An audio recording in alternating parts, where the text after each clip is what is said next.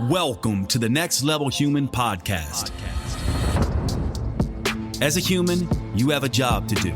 In fact, you have 4 jobs: to earn and manage money, to attain and maintain health and fitness, to build and sustain personal relationships, to find meaning and make a difference.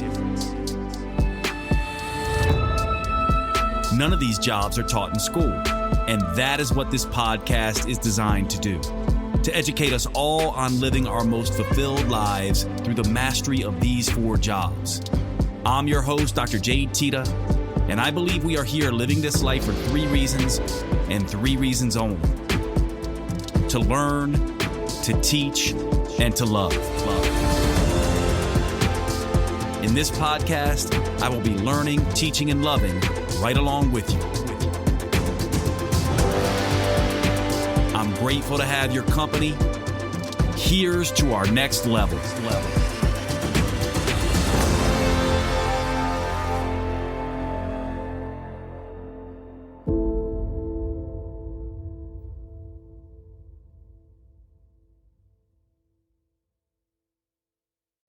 Welcome to the show, everybody. This is Dr. Jade Teta. I am the host of the Next Level Human podcast.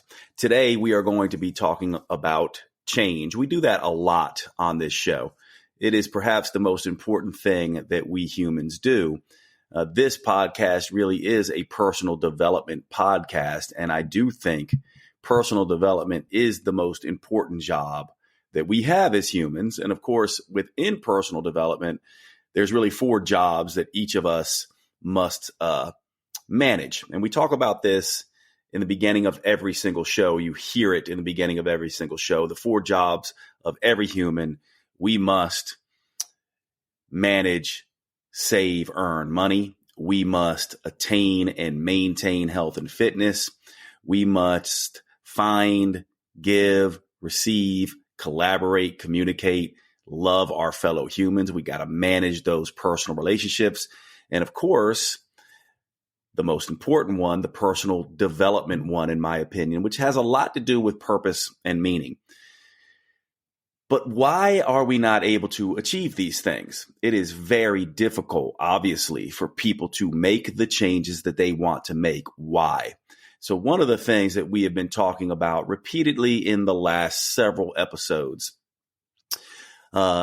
is this idea that we think it's all about behaviors and habits. In other words, we think it's about, I got to exercise a particular way. I got to have budgeting strategies. I got to eat a particular diet, that there's certain tools and techniques that I need to change in relation to my parents or my significant other. This is how we tend to think about things, right? That there is something out there that I must do, these to-dos. And if I do these things, I'll be better. And to do these things, I have to change my habits and behaviors. But one of the things we have to realize is that our habits and behaviors are peripheral. They're on the outer layer of us. And there's something much deeper in us that habits and behaviors flow out of. What are these things?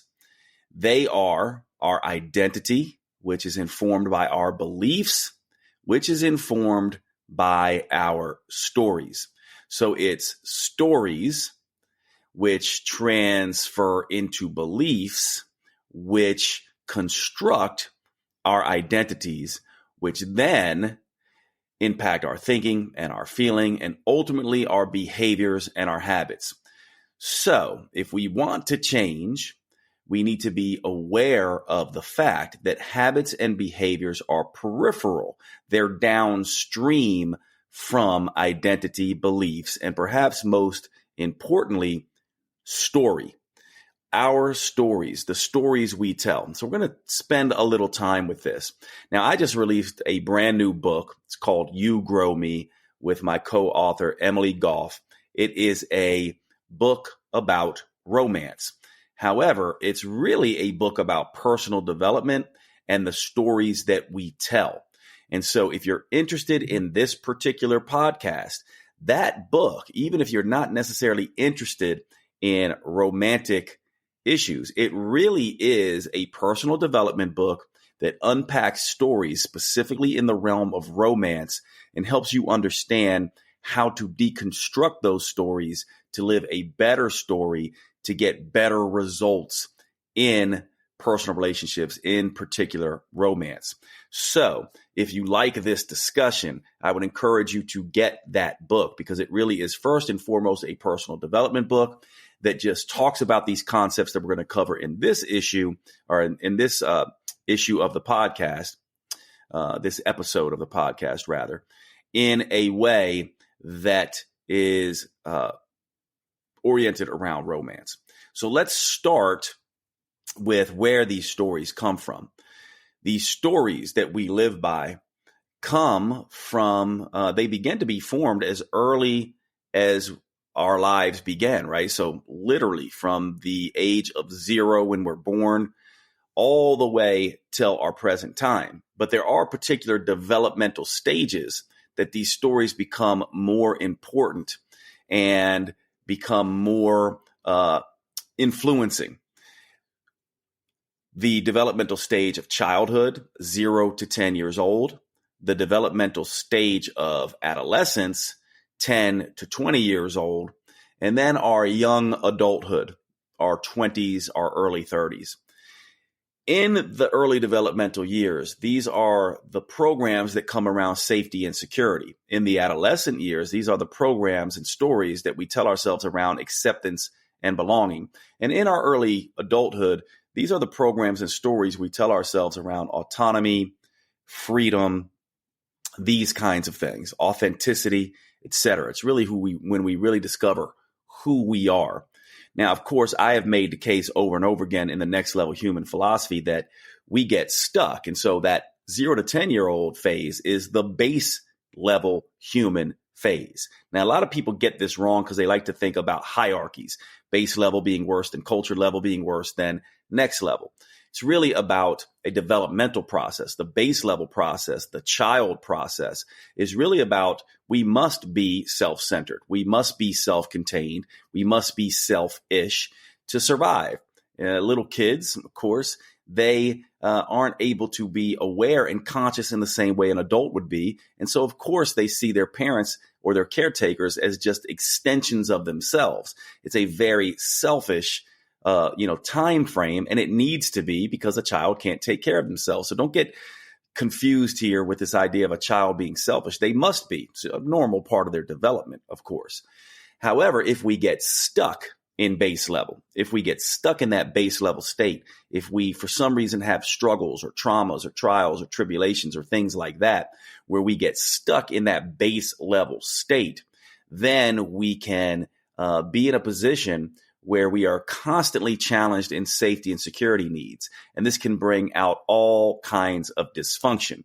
People who have it at the extreme turn into narcissists, extreme selfishness. They have Machiavellian type behaviors, extreme manipulativeness, and they can even border on psychopathy or sociopathy, where they lack empathy or the ability to connect with others because they are so stuck in their base level state. By the way, in psychology research, this is the dark triad.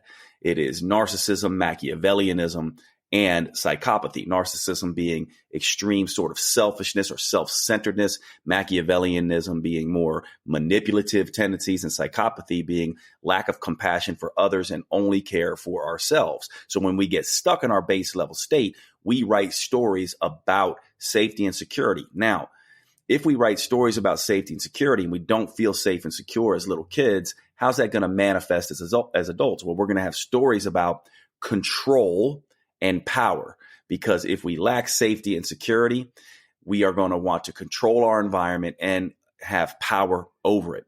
And this explains a lot about certain people that we see, especially certain politicians. It seems like the whole political realm seems to be filled with people who lean narcissistic, Machiavellian, and or psychopathic.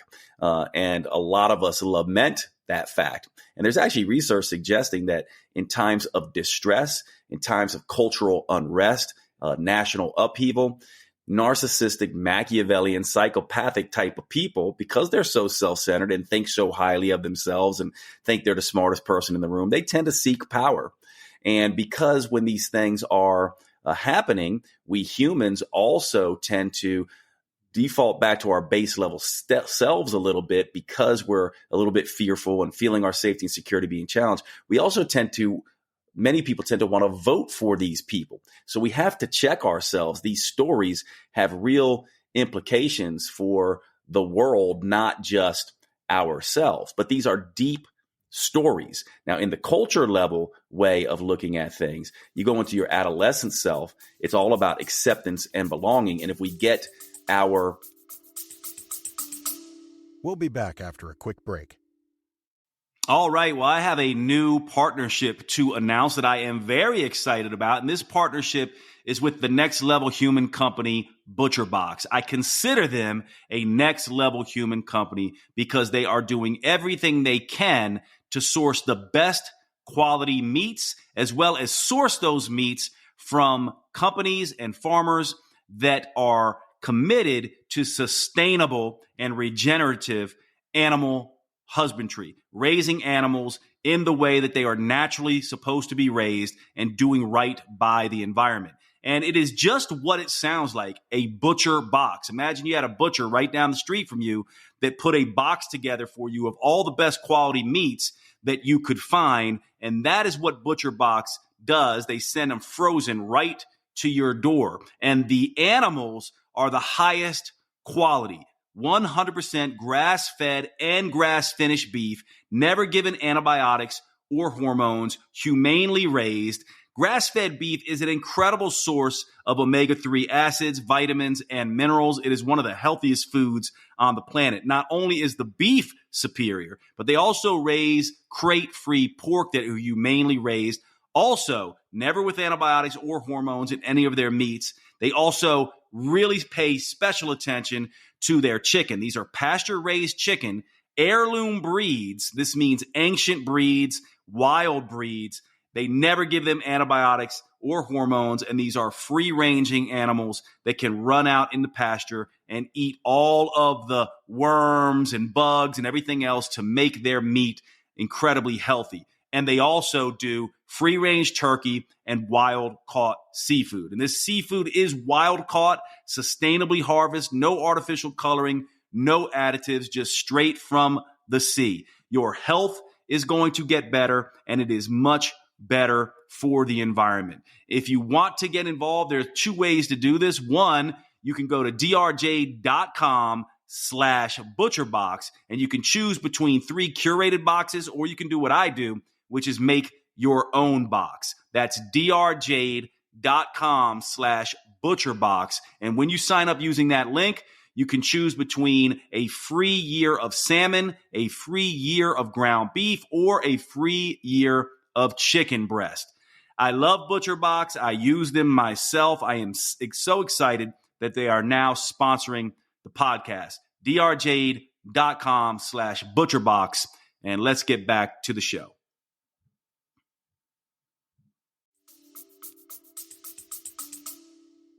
Development arrested there, which I would argue the vast majority of people live and die, never escaping their adolescent selves, always being too wrapped up in acceptance and belonging and never getting to their next level human selves. When we get too wrapped up in acceptance and belonging, what do?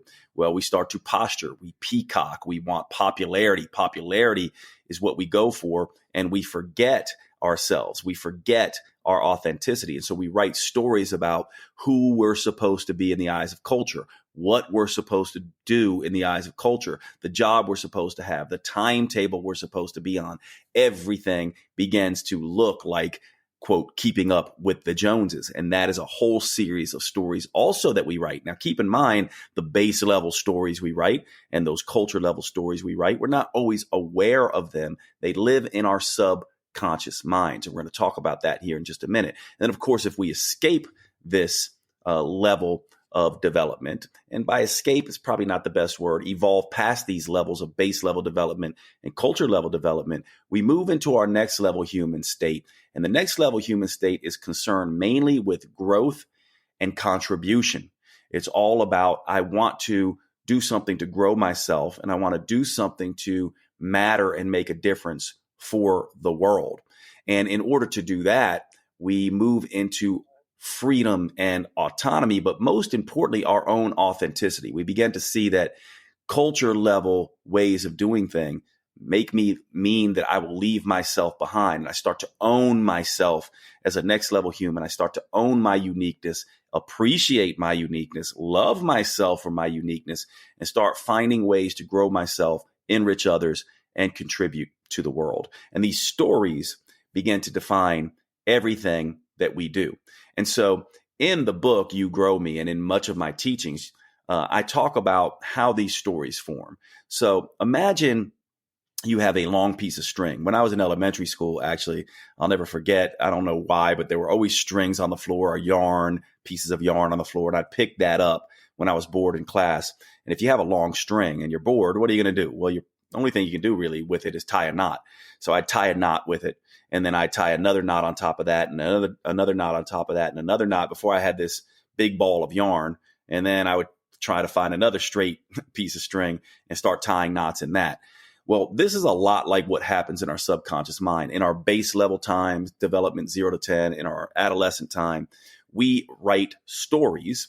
And when we write these stories, what happens is something happens, a struggle, a trial, a tribulation, a difficulty. And by the way, it doesn't have to be a trauma. It can just be a difficulty. For me, I had a volatile mom. It wasn't traumatic. I was never beat by her. I was never abused by her. I was loved by her, but she was emotionally volatile.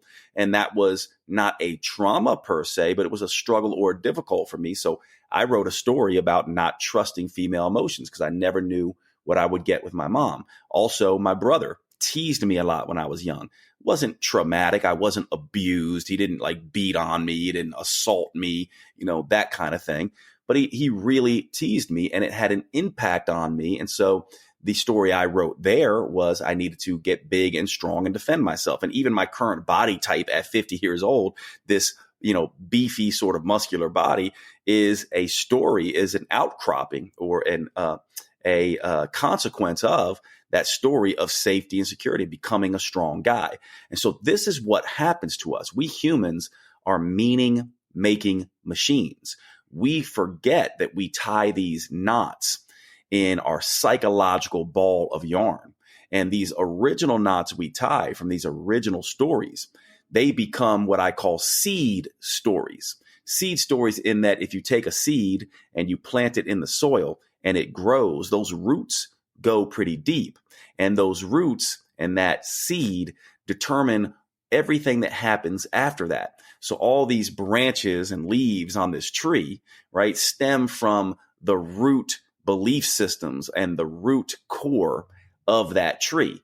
And so that is the problem, because these knots that we tie in our psyche have one knot tied on top of another knot on top of another knot. These are all stories, and these stories begin to silently guide our lives. This is where you get quotes from people like Carl Jung that say, if you don't make the conscious conscious, or the unconscious conscious rather, it will follow you around and you will call it fate. If you don't make the unconscious conscious, it will follow you around and you will call it fate. And so how do you know if you have these deep-seated seed stories in you, these knots that go deep into your psyche that you're not aware about, that are silently causing you not to be able to change, silently influencing your habits and behaviors, and making it so every time you try to change your habits and behaviors, you slip back. Whenever you have repeated patterns, recurrent obstacles, and stuck emotions, you know what this is like. You get a new job, you make more money, but for some reason you still have the same amount of money in your bank account. You get a new romantic partner, but it feels like the same old relationships and the same patterns. You try a new workout, you try a new diet, but you end up losing some weight and then ending right back up where you were with the same old habits and behaviors. This is how you know you have some deep-seated stories. So if you're one of these people who hops around from diet program to exercise program again and again, get a short little bit of change and then revert back to your old ways, this means it wasn't your habits and behaviors, and you're never going to be able to make a dent in this until you start dealing with your identity and your beliefs, which flow out of those deep-seated seed stories. So what I'm trying to get you to understand is that we humans need to begin to look at these stories, and nowhere in health and fitness, nowhere in financial training, or I shouldn't say nowhere, but in very few places, even in the romantic coaching world. If you hire a financial coach, if you hire a diet and exercise coach, if you hire a relationship coach, what are they going to focus on? They're going to focus on your habits and behaviors, right? They're going to tell you, hey, if it's a financial thing, they're going to say, you need to learn how to budget. You need to learn how to invest, that kind of thing. If it's a diet and exercise coach, they're going to say, hey, you need to learn how to cut out carbs or do this particular workout or adopt this particular diet. And if it's in the relationship world, it's going to be like, you need to learn how to communicate this way or that way. What they never do is they never go, honestly, we need to go down into the stories you're telling. What are the stories that you are telling about money, right? As an example, I grew up in a family who was a lower middle class family. There was a lot of lack, a lot of talk about how there was not enough money, and more importantly, a lot of talk about how rich people were taking advantage and were greedy and a lot of that. So I grew up with a money story of, I always had to be in lack. It took a lot of hard work to make money. And by the way, don't make too much, because if I'm a rich kid, right, then I'm not a good person. And that story goes deep into our psyche. So if I'm someone who hates money, who believes rich people are out to get us, who believes that, they're all bad, then why would I allow myself to have money? And I had to unpack that. In the health and fitness world, I also grew up in a family that food was love. Italian Americans, pasta and those things. Food is love. You finish everything on your plate. And I also then had early introductions and adolescence into bodybuilding, where you eat and you eat and you eat so you can grow muscle. So now, as a consequence of that, I have a very difficult time and have struggled with stopping eating when I'm full, realizing I don't need to eat all of the time, and realizing food should not be a stress to make me a stress reliever, because that's what it was. So you see how those stories around finance and food influence my habits and behaviors, and same thing about relationships. And so what I want you to begin to look at is what are these deep stories that you are telling. Now, I'm going to take another little bit of time here, and then we're going to end this podcast to begin to help you understand how to begin to unpack this. And in the few episodes to come, we'll go into this in a little more detail. Now, here's some of the things we know that are kind of new in science. We are starting to understand that the way we habitually think and the way we habitually feel. Remember, I talked about stuck emotions, recurrent patterns, repeated obstacles. These things point to issues that we might have in our deep-seated unconscious stories that we're telling about the world. But not only that, what we also now know, and that science is hinting at, is that there is a biofield, an energetic body that sits below our physical body and informs to some degree our biochemistry, our physiology, and our anatomy. And this biofield is an energetic thing. And so there's feelings associated with it. One of the things we need to understand about the unconscious body and this biofield is that it is not logical and linear in the way that we think. It doesn't speak in the language of logic and linearity and predictability and 1, 2, 3, ABC. Instead, it speaks in the language of emotion. It speaks in the language of metaphor. It speaks in the language of symbol, speaks in the language of feeling. And so now we can begin to see that it's not just about finding these stories in our thinking, because oftentimes that thinking is so habitual and so knotted and so tangled, we couldn't unpack our habitual thinking if we wanted to.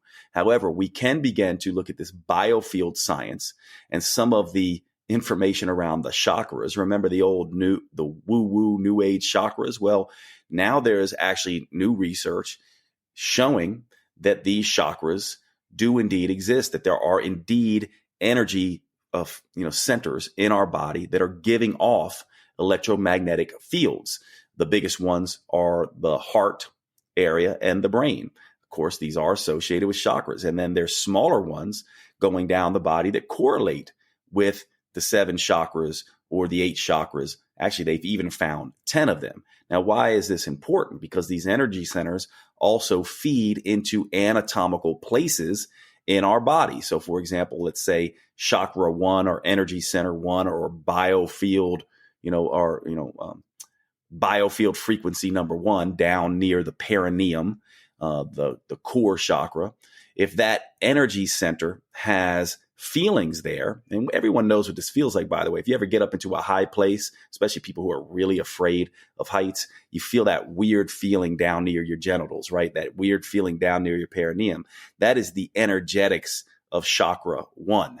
And it also feeds into the lower extremities. It feeds into some of the genitalia. It feeds into some of the areas around where it resides. Chakra 2, the sacral chakra, also feeds into some of these areas. So you can imagine if you're feeling difficulty, let's say, in the genitals, or you're feeling difficulty in the lower extremities, or you're having low back pain, or you're having ovarian pain, or you're having these kinds of things, and they also come along with a feeling. This could be another way, besides repeated patterns and recurrent obstacles, to understand where some of these stories lie and where some of this development was arrested. Now, how can we deal with this? Well, we can simply go in to these areas in a meditative way. And let's say you're having, some digestive pain around the lower right quadrant in the area of the appendix. You can go down there and look at that pain. And instead of seeing it as pain and purely physiological and anatomical, you can actually go down into that pain and ask it, what is this emotion? Is there an emotion here? And you can begin to give it some metaphorical symbolism. In other words, you can say, well, what color is it? What temperature is it? What texture is it? What personality is it? You can even say, what is it trying to tell me? And you can begin to, in a very unconscious way, begin to unravel these stories and begin to understand some of the deep-seated developmental stuck stories we might have. Now, imagine you also then did this in a meditative state, where you used breath work to put you in a meditative state, or you even use psychedelics to do this. And you began to unpack some of this, what we might think of as purely physiological, purely anatomical. You begin to unpack it in a different way that is now more energetic, more feeling, more emotional based, and more importantly, more story based. And if you can begin to spot those stories and their associations in particular energy centers in the body and the feelings that they elicit, you can now begin to work on this in a very different way. Now, I'm not saying that this is the only way to do it, but what I'm saying is this is a missing way. This is a way that people are not using, and they are simply coming at this from behaviors and habits. However, what we want to do, if we really want to change, and we're finding we're constantly stuck, is we want to get down into the habits, or go past the habits, go deeper. We want to go down into the identity, the beliefs, and these initial seed stories. And this is the thing that I want to begin pushing you towards and understanding as you begin to get deeper in your journey in Next Level Human.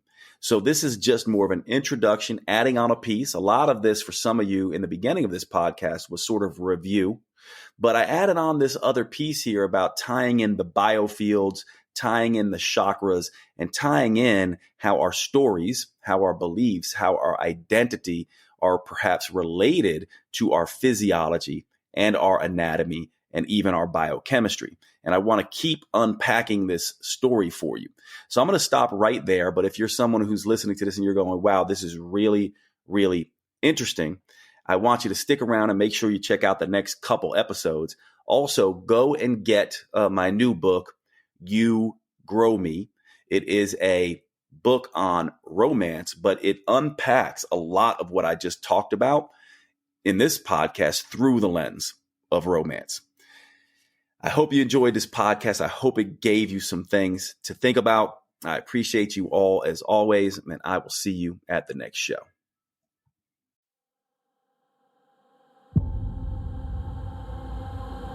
You have been listening to the Next Level Human podcast with Dr. Jade Teta. If you enjoyed this episode, please make sure you subscribe and consider leaving a review. You make the biggest difference when you pass on your lessons and inspire others. That's why reviews like this are so powerful. Your words may be the only ones that resonate for someone else. Please remember the information in this podcast is for educational purposes only. Always consult your personal physician or therapist before making any lifestyle changes. And finally, thank you for who you are in the world and the difference you make.